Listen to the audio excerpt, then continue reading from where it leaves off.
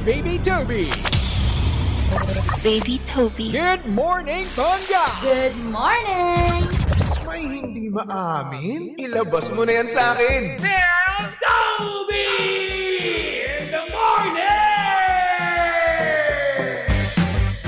Hoy! Nakakaloka! El Toby in the morning!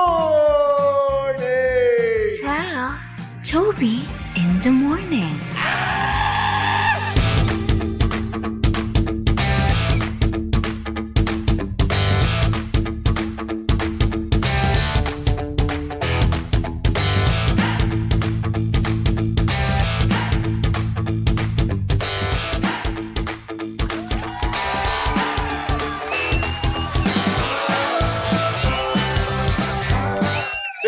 Same, pero iba.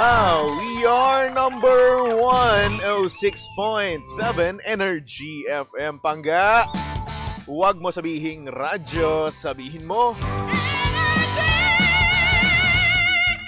oras sa Bungabuluan. Pangga, check your time. It's now 5:28 on the clock. Or 6:28 pala. Sorry na. 6:28 on the clock. At syempre, kasama nyo pa rin at kilandian ang hot baby boy ng radyo. Walang iba kung hindi si Baby Toby. At syempre, Pangga, si Baby Toby ngayon ay live na no, sa Energy FM socials. Hanapin nyo lang, Energy FM 106.7. At syempre, good morning, Luzon, Visayas at Mindanao, Metro and Mega Manila. At syempre, good morning din naman sa mga Pangga natin dyan na kasalukuyang hindi pa rin talaga ngayong kumikilos. Yes, kasi nga naman tamad na tamad pa rin. Uy, Friday na, par. Magpakasipag ka na naman. Hindi ka na nga sinipag nung Monday hanggang Thursday. Hanggang ngayon pa rin ba? Tatamarin ka pa rin? Aba naku, ibang usapan na yan, par. Mukha sa'yo, no, kumilos ka na, magliwaliw ka na, di ba? Tumalon-talon ka na dyan. Para nga naman sa ganun, mabuhay naman ang iyong feelings. Ang diwa mo kasi, yung kasi ang ibig kong sabihin, di ba? Kasi minsan kasi yan nangyayari, no? Kapag tayo nakahiga pa, mas lalo tayong tatamarin. Di ba? Kasi una sa lahat, kapag nakahiga tayo, may tendency pa tayong kuhanin yung mga cellphone natin, di ba? At mag-scroll-scroll. Hanggang sa maya-maya, di ba, makikita mo na lang, no? Wala na. Anong oras na naman? Malilate ka na naman. So, paano na ngayon yan? Pag na-late ka pa, kaltas na yan. And at the same time, no, kapag sobrang palagi ka nang nalilate, di ba? Magkakaroon ka niya ng memo. Pag nagkaroon ka ng memo, ay nako, tuloy-tuloy na naman yan. Masususpend ka, par. Without pay yun. So ngayon, since mukha tayong pera, di ba? Dapat hindi tayo nagtatrabaho ng mga ginyang-ginyang bagay. Di ba? Dapat hindi natin nagagawa. Or dapat hindi natin nararanasan yung without pay na yan.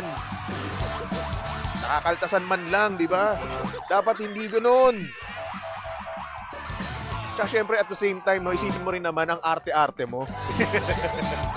Ang arte-arte mo, ayaw mong kumain sa mga tusok-tusok, di ba? So paano ngayon yan? Ano ang gagawin natin, di ba? So paano na gagawin natin yan? Huwag ka na mag-inarte dyan, maligo ka na, magsipilyo ka na, and at the same time, kumilos ka na, okay? Mag-prepare ka na, di ba? Pero para naman sa mga pangganahin natin dyan, no, nagpasyang mag-sick leave na lang sila. Kasi nga naman, tinatamad na, para nga naman magkaroon sila ng long weekend, no? Ano gagawin nyo? So, wala. Kung ako sa inyo, maglaro na lang kasi kayo. Kasi nga naman, sinong may ayaw ng fun and exciting na laro, lalong-lalo na kung boring ang oras mo, di ba? Kaya naman kung mahilig ka sa tong-its at iba pa, tara na sa Game Zone. Fun, believable sa Game Zone dahil you play a real game of tong-its with real players for free. At syempre may chance ka pang split ng over 34 million pesos. At may chance ka rin makaklaim ng up to 14,640 pesos daily. Siyempre, ang makukuhang cash credits ay pwede rin gamitin sa panglaro sa kahit na anong game at kaya rin itong i-cash out. Siyempre, ang Game Zone ay may dalawang event araw-araw, so G ka na ba? Visit gzone.ph and social media account on Facebook, Instagram, and TikTok at Tara Game Zone. Gina sa tong it's Tara Game Zone. At syempre mga pangga, lagi niyo pong tatandaan na ang gaming ay dapat fun lang. Kaya naman visit pagcore.ph/regulatory or email keepitfun@pagcore.ph. Promo runs from January 1 to December 31, 2025. EGLD reference number MKTG-2024-2564. Gaming is for 21 years old and above only. Gambling can be addictive. Know when to stop. Okay?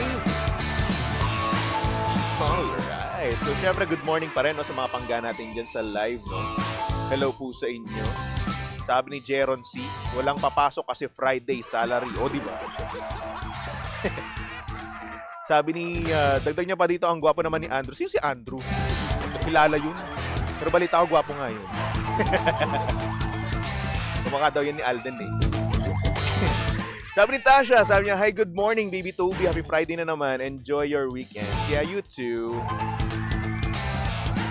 Si Alvin, sabi niya, kung magiging street food si Jimbo, ano siya at bakit? Isaw. Kasi madumi siya. Sa Roto hindi Kung magiging tusok-tusok man si si Jimbo, no? Siya yung pinakamasarap na barbecue.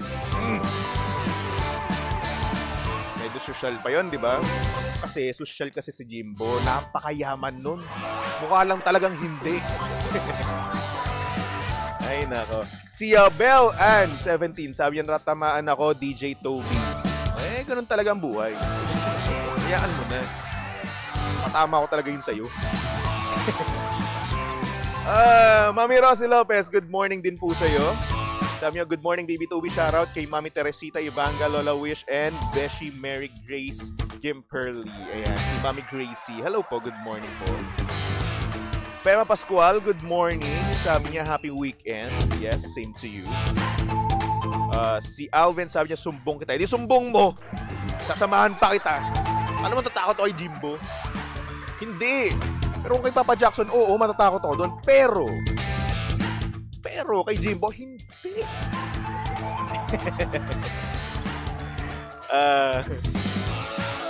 Sabi ni Alvin, kampon ka ni Kuya Chico, pautang 5 mo. Eh, wala akong pakialam sa'yo. Oo, nahawa na ako kay Kuya Chico ng ugali. Wagyu ka kasi. Ay, naka, anyway. Mapangga, meron tayo ngayong sender, no? Kaya naman pasok na natin yan dito sa Titi in the Morning. Oh, yeah. Titi in the Morning. Ang aga-aga ha. Tell Toby in the Morning.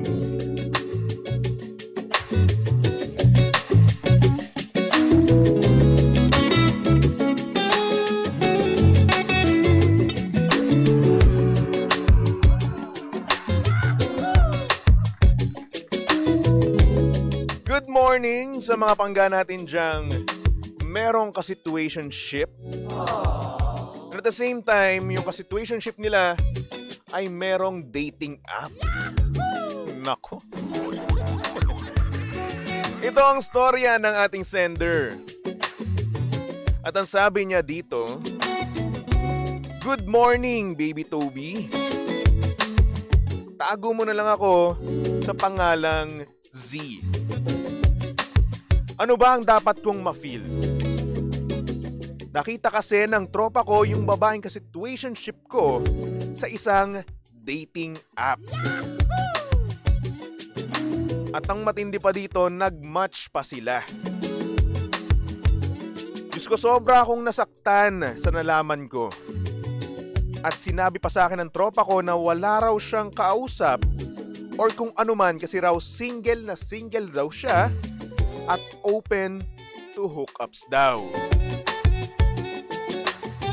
Para akong sinaksak ng 3 beses sa sobrang sakit. Pinagmamalaki pa naman siya sa aking mga tropa at sinabi ko pa rin sa kanila na siya na ang magiging asawa ko. Baby Toby, gusto ko siyang kausapin. Pero at the same time, natatakot ako sa mga sasabihin niya. Ano ba ang dapat kong gawin dito? Tulong naman, no? Medyo confused na ako. At at the same time, napapraning na rin ako. Thank you so much, Baby Toby.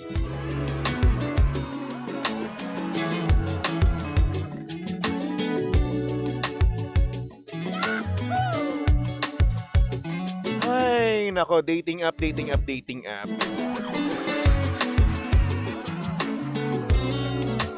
Kamusta naman yung mga may dating app dyan? Madami na ba kayo namamatch? May nakapagsabi sa akin eh. Ang hirap daw magkaroon ng match dun sa kulay dilaw. Siyempre hindi na natin sasabihin yung pangalan niya, di ba? Kilala niyo eh. Pero disclaimer lang, no? Hindi po ako yun. Basta ayun. Sabi niya sa akin, ang hirap daw. Nag-premium daw siya. Kayo ba anong masasabi niyo dito, no? Sa storya natin, sender na kung saan, meron daw siyang ka-situationship, pero yung ka-situationship niya ay may dating app daw, at nag-match daw sila ng tropa niya, at ayun, open to hookups daw. Sa mga hindi po nakakaalam, no, kung ano yung hookups, no? Yun po ay bembang only. So alam nyo na, ha? Gets nyo na yun. So ngayon, ano masasabi nyo dyan? Comment nyo sa ating mga live, no? Energy FM 106.7. Yan sa TikTok, sa Facebook, no? Again, Energy FM 106.7. Sabi ni Lorella Ortiz, happy fiesta po, bebe. Anak, masantol. Tara, nakikain tayo or makikain tayo, Baby Toby. Iyan, layo.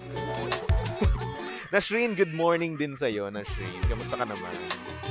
And kay Maritoni, kamusta naman? So anyway, para sa ating sender, no? Para sa akin, wala ka namang karapatan eh. Okay, pinasok mo yung ganyang label eh. Situationship. Ay, nako. So ngayon, kung gagawin niya yan, hindi mo siya pwedeng pigilan, di ba? Kasi una sa lahat, walang kayo. Hindi mo naman siya jowa. Di ba?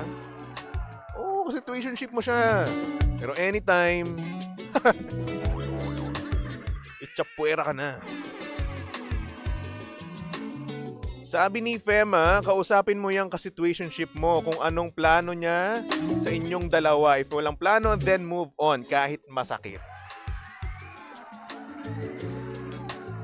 Yun yung masakit dun eh. Mag-move on kayo nang hindi naman kayo. Oo. But, nag-invest ka pa rin ng feelings. It's so ouchy. Pero ayun. Kung nahihiya ka man, no, kung natatakot ka man, titiisin mo yan. Abnormal ka pala eh. Di ba, sino ba naman kasing tao, no? Ang magtsatsaga sa ganyan. Di ba, yung magtitiis.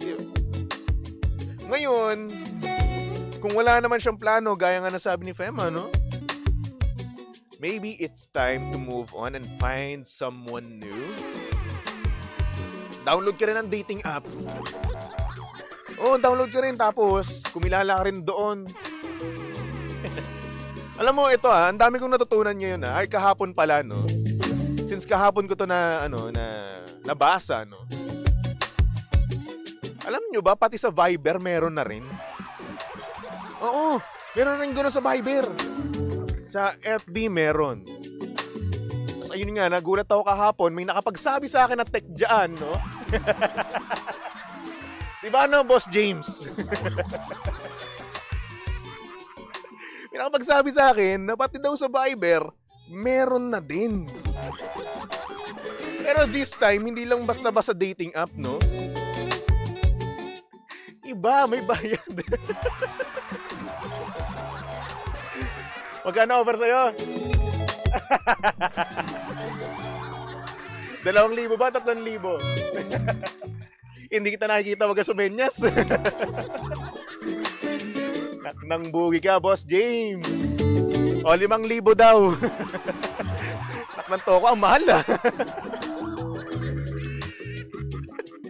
Gulat ako doon na Viber, merong ganun. Tapos nag-o-offer ng mga services, no? Well, akala ko kasi, no? Para sa akin kasi ang Viber, para lang yan sa corporate kinemerut, no? Yung corporate stuff, di ba? Office stuff, no? Mga ganyan-ganyan, no? Meron din palang ganun. At nabalitaan ko rin, no? Na meron lang din daw nagsabi kay Boss James. Siyempre, hindi ko nasasabihin kung ano pangalan niya, di ba? Malilintikan yun. Sana laglagan tayo dito, Boss James. Ay, nako. Pero yun, nagulat ako ha. Na meron na palang ganun ha. So ngayon, kung gusto nyo man ng ganun, no? Ang dami ng ano dyan, ang dami ng choices, no? And dating app. Social media, pwede na rin yan. Actually, pati na rin sa Twitter meron eh. Twitter or X, no? Damay mo na rin yung threads. Lahat na pwede nang gawing dating app eh. Basta meron kayong communication kinemerut. Pwede na yan. For hookups, mga ganun. Ako. And in fact, no, ang daming nag-PM sa akin, no, sa message request ko, ng mga ganung bagay. Eto aminin ko na. Oo, merong mga proposal sa akin na ganun. Meron pang handang magbigay sa akin ng 50K a month. Para akong maging baby niya, no? So ako syempre, it's a no. Pero sa loob-loob ko, naknambugi, sayang, 50K din yun. Pero ayun, nakagulat lang na ang dami nating choices, no? Pero ang dami pa rin single. Ang dami lang ba talagang choosy? Or what, no? Pero, ayun, ang dami ng way para magkaroon ng jowa or magkaroon ng kung ano-ano pa man, no? Fling. Oh, wag ka magpapakapako diyan sa babae or sa tao na wala namang plano sa'yo. Situationship kayo, tapos meron siyang dating app, open to hookups. So, paano na? So, nandyan ka lang, palamuti ka lang, ganun. Pang-brag ka lang, no? Para hindi naman kaya panakip butas, di ba? Siguro, kaya ka nilagay dyan sa situationship na yan, no? Hindi pa siya ready. But, kapag naging ready na siya, gusto niya, nandyan ka pa rin. Kumbaga, ikaw yung second option sa ngayon. Ang pinaprioritize niya kasi ngayon is yung lumande. Pangit mong pakinggan, no? Pero, yun yung nakita kong katotohanan, no? Pero what can we do? At what can you do, di ba? Di naman kayo. Di mo naman siya jowa, di mo naman siya girlfriend. Di ba? Wala kang karapatan, in short. Siguro dalawa lang yan. No? It's either mag-move on ka na, kakausapin mo siya na ano bang plano mo sa atin. Kasi nakita ka na ni ganito, ni ganyan, dito sa dating app na to. Well, yun lang naman kasi yan. Babalik at babalik pa rin tayo sa communication is the key. Di ba? So, hindi mo yung pag-uusapan or hindi mo yung sasabihin, no, yung hinaing mo, di wala. Paano ka na? Di ba? So, di yun. Or what if, no? Mag-download ka rin ng dating app tapos i-match mo siya. Tapos saka mo siya bastusin. Charot. But ayun, no? Sana naman masabi mo, sana huwag ka na rin masyadong mag-invest, no? O sabi nga ni Fema, no? Iwas-iwas na sa ganyan na walang kasiguraduhan.